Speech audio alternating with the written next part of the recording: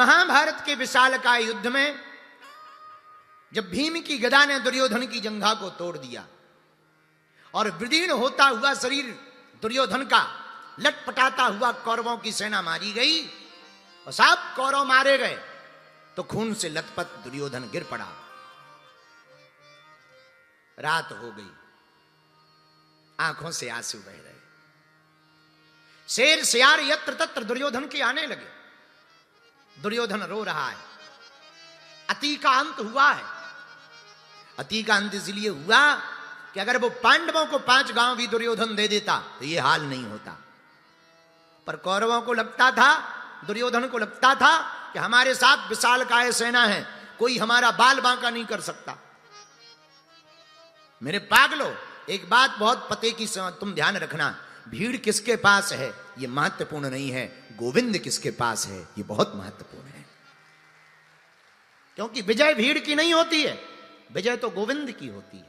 जिस पक्ष में ठाकुर जी होंगे उसी पक्ष की जीत होगी। पांडव 5 हैं, कौरव 100 थे, एक नहीं बचे, और 5 पांडव में से एक भी नहीं गया। यही कृष्ण के होने का सबूत है, यही ब्रह्म के होने का सबूत है। विशालकाय भीम की गदा ने जब दुर्योधन की जंघा को तोड़ दिया तो गिर पड़ा, और 5 पांडवों विजय की रात्रि मान करके आ गए। भगवान ने पांडवों से कहा, सुनो, आज हम लोग जीत गए हैं महाभारत के युद्ध को।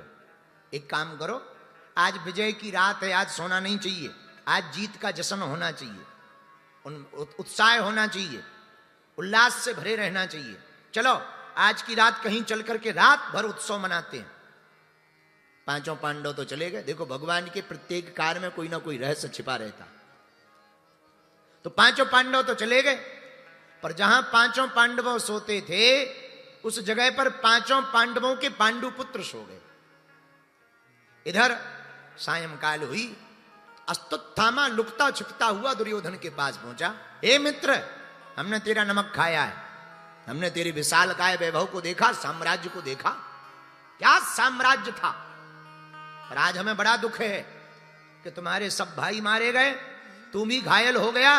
मित्र, हमने तेरा नमक खाया, बता क्या कर सकता हूं। युद्ध तो मैं खूब लड़ा पर नहीं जीत पाया। दुर्योधन रोता हुआ बोला, मित्र और तो सब ठीक है, एक ही बात का दुख है। क्या? बोले 5 पांडव 5 भाई थे, एक नहीं मरे, हम 100 भाई थे, एक नहीं बचे। अगर एक भी मर जाए तो मरते मरते संतुष्टि हो जाएगी। अस्तुत्थामा बोला, ऐसी बात है तो मित्र चिंता मत कर, अगर इसी बात पर तू जीवित है तो रुक जा, हम कुछ ना कुछ आज रात को व्यवस्था करते हैं, और एक की तो छोड़, अगर समय ठीक रहा तो 5 के 5 ही हम मार डालेंगे। अस्तुत्थामा इतना कह के चला आया।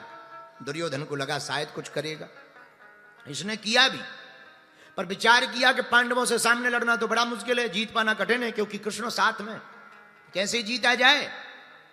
एक उपाय निकाल लिया, उलूकन्यास विधि।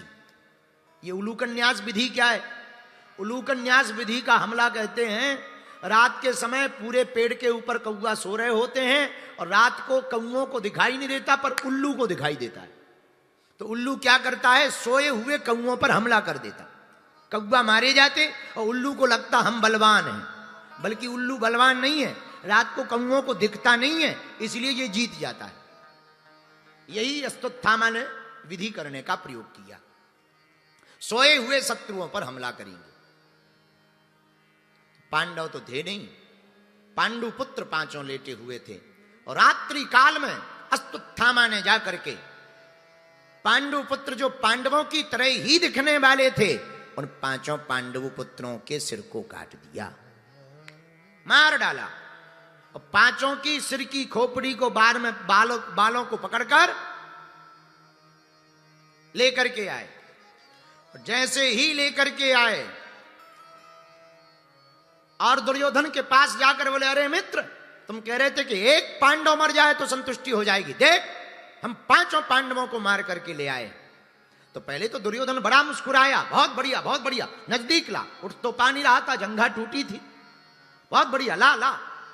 लेकिन जैसे ही नजदीक लेकर के गए, सोई चिघाड़ के रो पड़ा दुर्योधन, अरे अस्तुत्थामा, ये तूने क्या किया, जरा गौर से देख, ये 5 पांडव नहीं है, पांडव पुत्र हैं जिनको तूने मार डाला।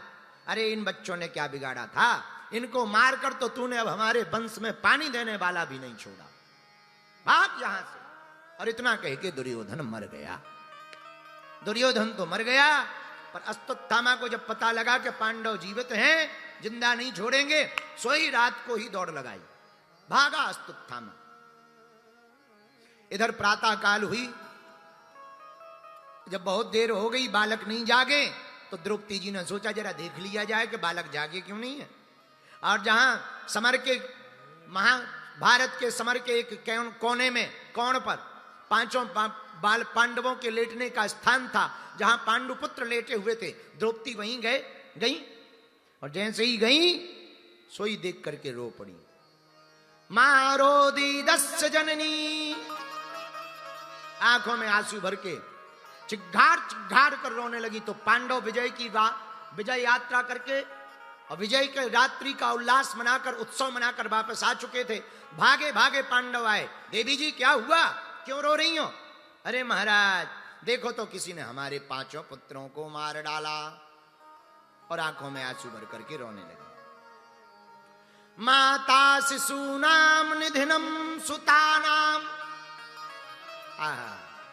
उस मां पर क्या बीतती है, जिसका बालक जाता है वो मां ही जानती है। दहाड़ दहाड़ करके रोने लगी। तो पांडवों से नहीं रहा गया। अर्जुन जी ने अपना गांडीव उठाया, हे द्रौपदी रो मत, हम अपने धनुष की प्रतिज्ञा लेकर के कहते हैं, जब तक हम अपने पुत्रों के हत्यारे का वध नहीं कर देंगे तब तक पानी भी नहीं पिएंगे। और गांडीव उठा करके अर्जुन जी चल पड़े। चलो पार्थ, भगवान कृष्ण की तरफ इशारा किया, चलो गोविंद। भगवान रथ पर बैठे हो चले। गोविंद से अर्जुन ने कहा, ठाकुर जरा देखो पुत्रों का हत्यारा किस तरफ गया। भगवान तो त्रिकालज्ञ हैं, अश्वत्थामा के पीछे अपने रथ को लगा दिया। आगे आगे अश्वत्थामा, पीछे पीछे ठाकुर जी, पकड़ लिया। भगवान ने तो कहा कि देख अश्वत्थामा पकड़ गया है, मार दे। नहीं, द्रौपदी के सामने मारेंगे तो संतुष्टि होगी। अर्जुन ने ऐसा कहा। वापस आ गए, बांध करके रथ में करोड़ते हुए लाए, सामने खड़ा किया। द्रौपदी जी ने जैसे नीचे से ऊपर की तरफ देखा, अरे ये तो गुरु जी का पुत्र है, अश्वत्थामा है। तो द्रौपदी जी ने जैसे ही अश्वत्थामा को बड़े गौर से देखा, बोले महाराज अश्वत्थामा की जो माता जी हैं कृपी, अगर ये मर गया तो आपकी गुरु माता कृपी के ऊपर क्या प्रभाव पड़ेगा, ये तो हम ही जानते हैं, क्योंकि हमारे 5 बेटे गए। और एक बात और निवेदन करें, हाँ आपके गुरुजी द्रोणाचार्य जी तो महाभारत के युद्ध में वीरगति को प्राप्त भय, और अगर बालक भी चला जाएगा तो मां रह नहीं पाएगी। अब हमारे बच्चे तो चले गए सो चले गए, अब कैसा भी है गुरुजी का बेटा है, छोड़ दो, इनका कर्म खाएगा, इनको छोड़ दो। अब द्रौपदी जी ने इतना कहा तो युधिष्ठिर जी ने भी कहा कि बात तो सही है, और ज्येष्ठ भ्राता पितृ समा। तो अर्जुन जी तो छोड़ने लगे, पर हमारे ठाकुर जी कम नहीं है। धीरे से अर्जुन जी के कान में जाके गोविंद बोले, एक बात बताओ, तुमने प्रतिज्ञा भी तो ली थी जब तक पुत्रों के हत्यारे को मार नहीं देंगे जल पानी नहीं पिएंगे, तो अब कब पियोगे? अर्जुन जी बोले, ये तो मैं ध्यान ही नहीं था। भगवान बोले, ध्यान कराने हम तो खड़े।